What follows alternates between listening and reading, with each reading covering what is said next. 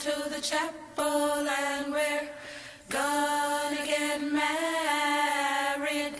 Going to the chapel and we're gonna get married. Gee, I really love you and we're gonna get married. Going to the chapel. This is the story of Pat and Fred's journey. Let me start from the beginning and where they met. It was the summer of 1963. Pat and some fellow nursing students from the U of M drove up to Itasca State Park. There they meet a group of foresters. Each group is waiting for an additional friend. Fred was the additional friend. Pat and Fred meet. That evening they made plans and met around a campfire. Fred played the guitar and sang songs. At that moment, Pat's mind was made up.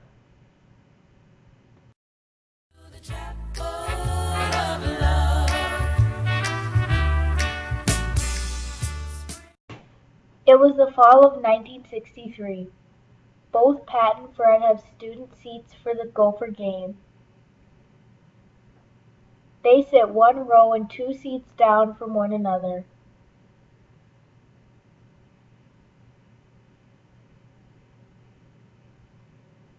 There, Fred asks Pat out. Pat tells him she already has a date. Fred tells her to break it. She does.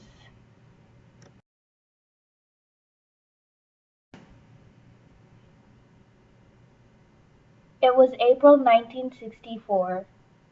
Fred is on leave from the National Guard basic training.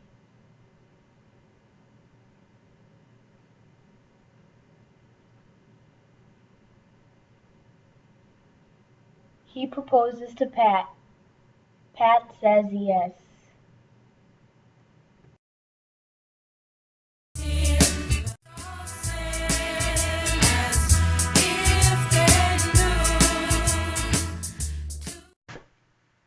October 30th, 1965. Pat and Fred are married at Westwood Lutheran Church in St. Louis Park. They live in an apartment in the cities.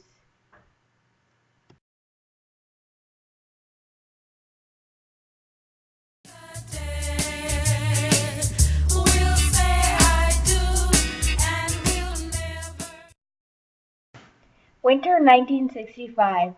Pat and Fred move into a cabin in Tell Moon, Minnesota. Their cabin is heated only by a wood-burning stove. It needs to be fed twice a day or the house will freeze. They have a bathtub that is missing 1 foot and held up by a block of wood.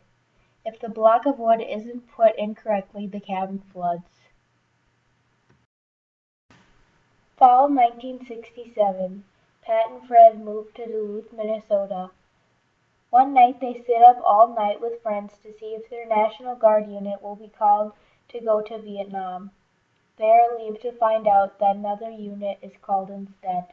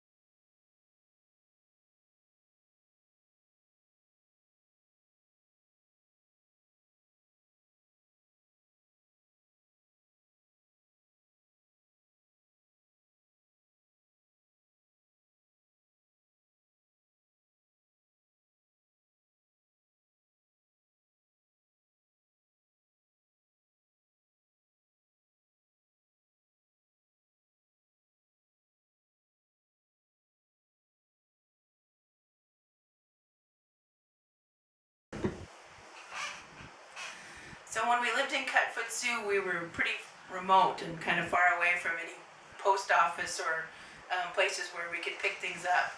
Well, one winter, Mom got a postcard or somehow was notified that there was a package at the post office that she needed to come and pick up because it was not something that could be frozen and could be delivered. Well, she got bundled up and got very excited and went into town to see what was in the package. When she got to the post office and picked up the package, she was disappointed to find out it was fox urine.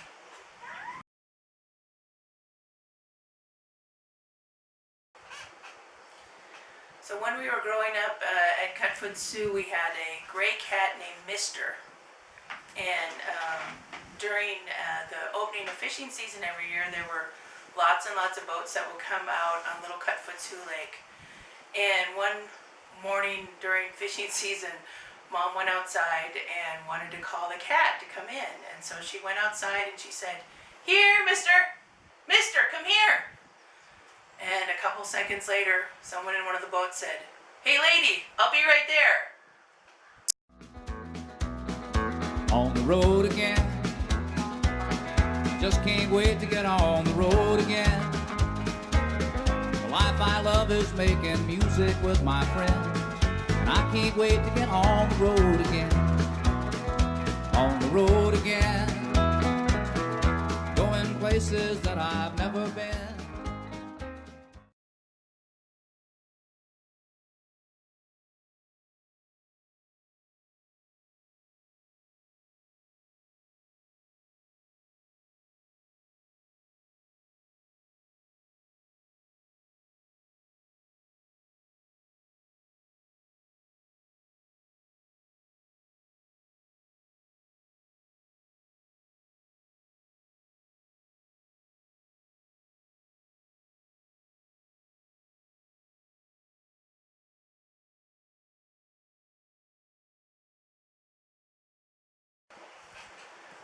Well, one thing I remember living in Walker is that we were on top of the hill overlooking Leech Lake, and the Forest Service office was underneath where we were living at the bottom of the hill, and that it was close enough for Dad to, in the wintertime, he'd put snowshoes on, and that was how he would commute to and from work. He'd walk down the street in snowshoes, go down the hill to the forest office, and come back home again.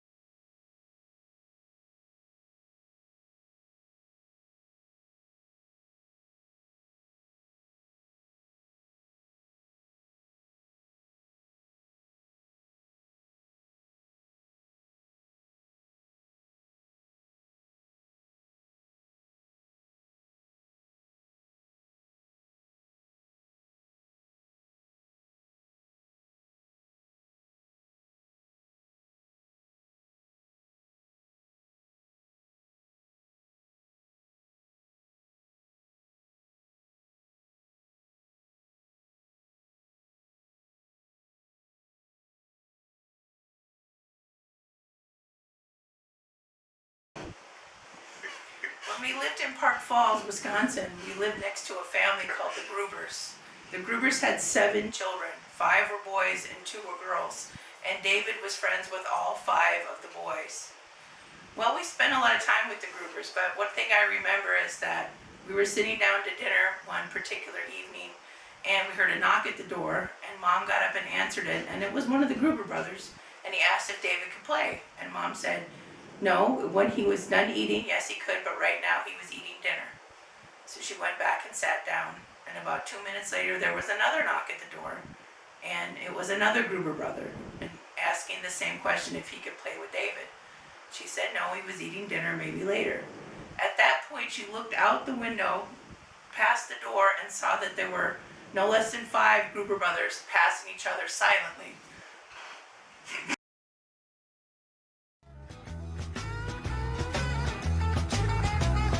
Trucking, got my chips cashed in, keep trucking, like the Doodah Man. Together, more or less in line, just keep trucking on.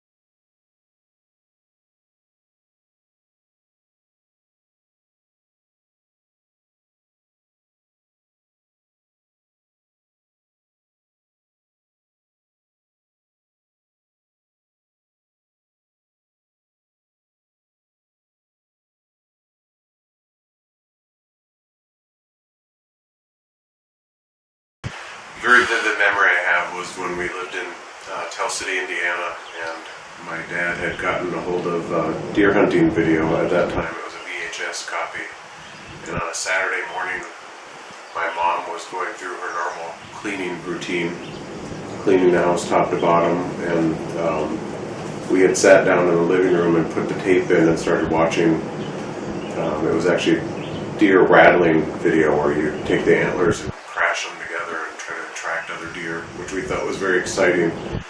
But my mom, in the middle of her cleaning routine, came through and started vacuuming in the middle of the living room and was very irritated that we were all lounging around when she was cleaning. So anyway, the video got shut off, and I don't think we ever watched the rest of it, and shortly thereafter we had a cleaning lady that came in once a week to help out. Okay, when we lived in Tell City, we used to watch a children's show. I think it was called Ask Aunt Lily or something. I don't remember the name of it. But at any rate, they had a birthday club. And one summer, David and I and Greg were bored. And we were watching one of the kids reach in. They had like a bag of letters that had been sent in, and reach in and grab a bag and think, oh, so-and-so gets a free birthday cake. Well, the 3 of us decided that we were going to do one for Mom. And we figured in watching that the kid always selects it, the best thing to do would be to make the envelope look very attractive. So we wrote an envelope in, and we had pictures of smiley faces and every color in the rainbow. And we were hoping, because it was getting really near Mom's birthday, and we didn't have much time. Well, sure enough, we sent it in, and 2 days later, we sat in the kitchen and watched as the child selected a nice letter from Patty Pick, and she got a free cake. When we lived in Indiana, we were playing in the woods one day, and I think it was Becky and I and the neighbor kids. And we decided to swing on some grapevines over the top of a steep hill, and Becky decided to swing out high in the air and hit a branch and let go of the vine and fell and broke her arm anyway. So we were kids in the woods, and Becky had a broken arm. And for some reason there was absolutely no doubt that I knew it was a broken arm. So I went running home and sprinted all the way home, which was several hundred yards anyway. Came home, told my mom, ran back through the woods with her, and Pat started applying first aid immediately and told me to run back and get some towels. I ran back to the house and grabbed some washcloths for some reason, ran back and gave them to my mom. She sent me back again. She was forming a splint at that time. She told me to go back and I think get my dad and get some towels. Anyway, I ended up making 3 or 4 trips back and forth between getting things and getting the neighbors and calling for the ambulance. Well, we're moving on up to the east side, to a deluxe apartment in the sky. Moving on up to the east side. We finally got a piece of the pie. Fish don't fry in the kitchen.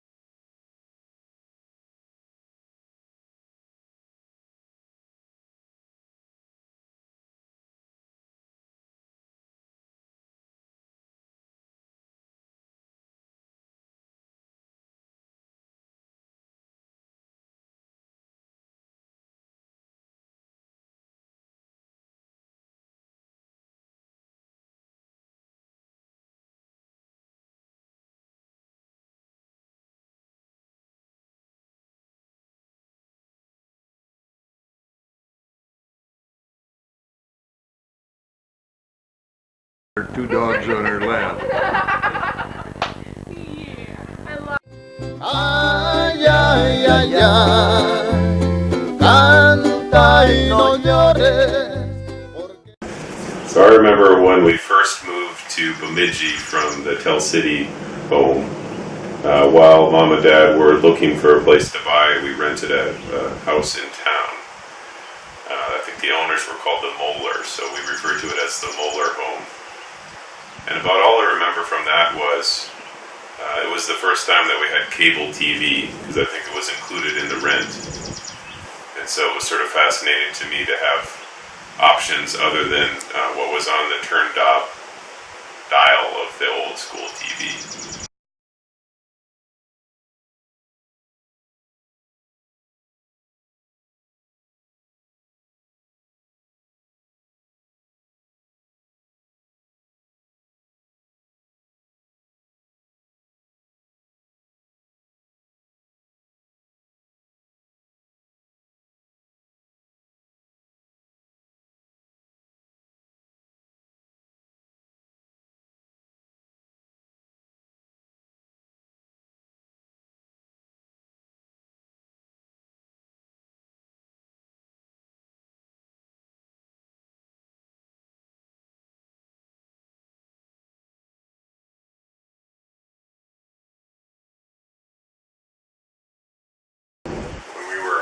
Trying to sell our house at Vincent Street before we moved to Long Lake, I guess. A group of realtors were apparently coming over the house, our realtor, and was showing the house actually to a large group of realtors. And at the last second, we were supposed to have left the house at the last second. It was Greg and I home alone. We decided that it would be better to hide in the house.